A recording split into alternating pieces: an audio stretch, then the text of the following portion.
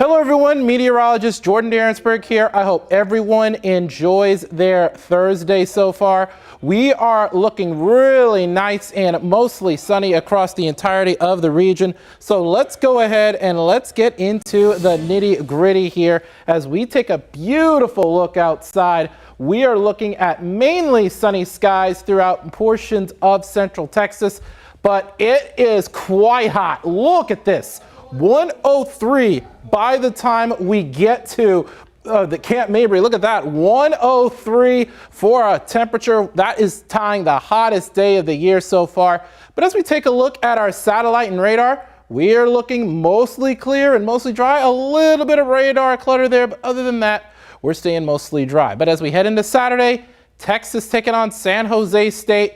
We're moving ahead to Saturday because we're expecting to be mostly dry and toasty again tomorrow. And the reason we're flash forwarding a little bit is because we do have some things to talk about for Sunday. Now, light northeasterly breeze, mostly cloudy skies there, and then it'll be a little warmer as you head down to San Antonio to watch Texas State take on UTSA.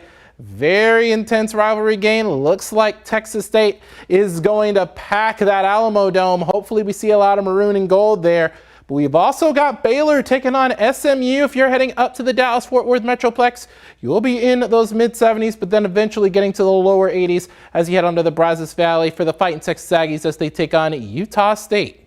Now here it is for tomorrow, getting up to around 99, but then getting back to those upper 80s and then again lower 90s as we start next week. Sunday I have a high of around 87, but this is what I want to talk about. This is Tropical Storm Lorena. It is now moving into portions of Baja California. It'll then cross the Gulf of California and then make its way across the Sierra Madre Occidental and then on into central Texas. And this model, according to the latest track, it's not going to really move a whole lot, but it's moisture that we're going to track, especially going east over portions of northern Mexico, and that'll allow it to track some of that moisture into central Texas. Now let's go day by day here. This is by the time we get to Saturday. This is going to be after the UT game, as a matter of fact. You could be dodging a few showers. That front does move through, and that'll allow for good cool down. Again, getting only to those upper 80s, but as we head through Sunday, this is Sunday morning, you see a lot of that moisture from that tropical system off to the west.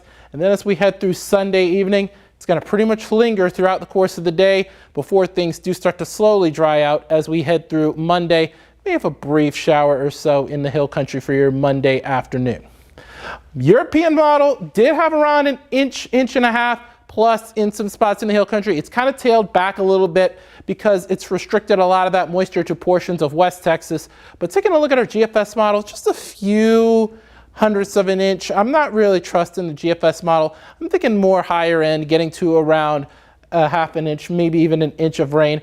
There is a 1 out of 4 risk of excessive rainfall for Sunday and a 2 out of 4 slight risk that I showed you earlier on KV News Midday. That's expanded to include portions of Mason and Gillespie County. So something that we're going to watch very closely, but it's mostly confined to portions of the big country as well as areas down off to our south and west, including places like Del Rio, as well as Uvalde and Kerrville. Quick look at your allergens. Weeds are in the medium, including ragweed.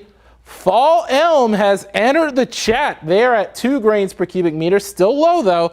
Same story for pine. Mold back down to the medium with elevated levels of alternaria on your sensor. Now let's take a look at your 7-day forecast real quick. We do have a few of those scattered storms by the time we get to Sunday. Some of that rain could be heavy at times, especially west of I-35. But by the time we get to Monday, things should start to dry out. Better storm chances are going to be west of I-35 and then really heating up as we head onto your Wednesday as well as your Thursday. So really looking at some very tricky forecasting going on over these next few days. And the reason we say that is because models love to shift around at this time. So this is why we tell y'all over and over again to stick with KVU for the latest on this. And we're going to also mention this, and I think this is very important as we go into our boxes here, is that we had an event with the LCRA yesterday. And one of the things they told us is that they're no longer in drought response. And the lakes are very close to full. So we're going to really watch those gauges, especially in the hill country, to see if we get any bit of elevated water rises in some of these creeks or streams, because that could trigger flood operations. Because remember, July, at the beginning of the month, we had quite a bit of that heavy rain that led to all of that catastrophic flooding, not just in Kerrville, just outside of our viewing area, but also Cow Creek, as well as Sandy Creek in northwest Travis County. Perfect examples of where you can have quick water rises. So yes, we are seeing somewhat of a diminishing flood threat, but that doesn't mean the threat is zero. Could be minor at best. We're going to be watching those poor drainage areas, those low water crossings and things of that nature for Sunday. But again, this is not something where you let your guard down. Now, the threat is kind of tailing off a little bit, but at the same time, we're not going to let our guards down at all. So we're going to slowly go through everything. Now, this is Friday. Friday, we expect to be mostly dry. Then as we head through Saturday, this is going to be mostly around after the UT game. We do have drier conditions for the most part during the game. Rain shower chances start afterward. This is at around 4 o'clock. Then as we head through Sunday morning, this is where we're going to start to really see good bits of rain.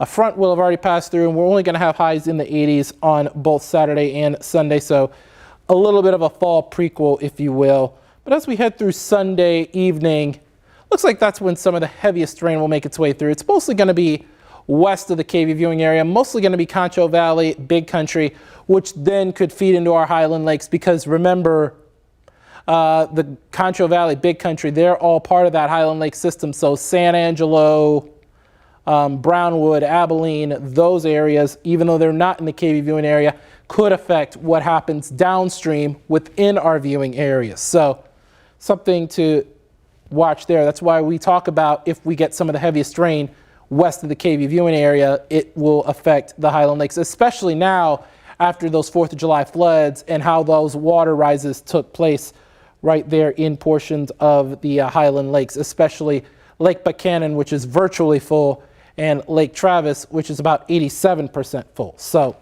things to keep in mind there. Doesn't look like we have any questions right now. If you have them, fire away. We've got a couple of minutes here before we finish up our preps. But this is Monday, and Monday it does show mostly drier conditions. And then as we head through the European and GFS models, we're really watching these trends very closely. I'm particularly watching the European model because the European model is traditionally the more accurate model, and it does show some higher rain totals than the American GFS model. So yeah, the European model did have some slightly higher totals previously, but it looks like the European model is starting to kind of reel it in and scale it back a little bit based on the track of Lorena, because Lorena, as you saw with that track, doesn't look like it's going to move a whole lot. So we have a feeling that it may not get as much moisture generated than if it did make a little more of a move inland toward portions of northern Mexico and that Sierra Madre Occidental. So that's what's creating a lot. That was what would generate a lot more of that moisture if we did get more inland movement from Lorena. But it doesn't look like we are going to get that. It'll probably be a remnant low still sitting over Baja California. So that could limit how much moisture we actually get from this particular storm. And not to mention, we do have some of that moisture coming in from that Gulf of Mexico as well. So we've got a bit of a triple threat of sorts with that Lorena moisture, that Gulf moisture, and you've also got that frontal boundary coming in from the north. It looks like all three of those ingredients could converge, and that's where you get good bits of rain, especially from these Eastern Pacific storms. So that's why you tend to be real sneaky. That's why these Eastern Pacific storms tend to be real sneaky when it comes to our weather patterns here locally. We talk about the Atlantic all the time, but let me go ahead and pull up the Lorena one more time, because this is one of those systems in the Eastern Pacific, because this is one of those systems that could give us some good rain, even though it would be a remnant low by the time it got here. So this is why we focus on the Eastern Pacific hurricane season in addition to the Atlantic hurricane season as well. Now, the Eastern Pacific season is close to its peak as well, just like the Atlantic hurricane season. We are tracking a system in the Atlantic that's more than likely going to become a depression if it has not already, but that's about it. So we're going to continue to watch that very, very closely. And so right now, it doesn't appear that there are any questions right now. So what we're going to do is we are going to finish our prep and we are going to get ready for KVUE News at 4. We're going to have all the latest on this. And we have some interesting tidbits starting at around 4:30 about this being the 14th anniversary of the start of that Bastrop County Complex fire, as well as what our rain totals were back in 2011 up to this point, as well as what our rain totals are now for the year up to this point, because there is a very stark difference in both of those totals. So we will see you guys on KVUE News at 4, but for now, I will see y'all then. Thank you so much for joining us.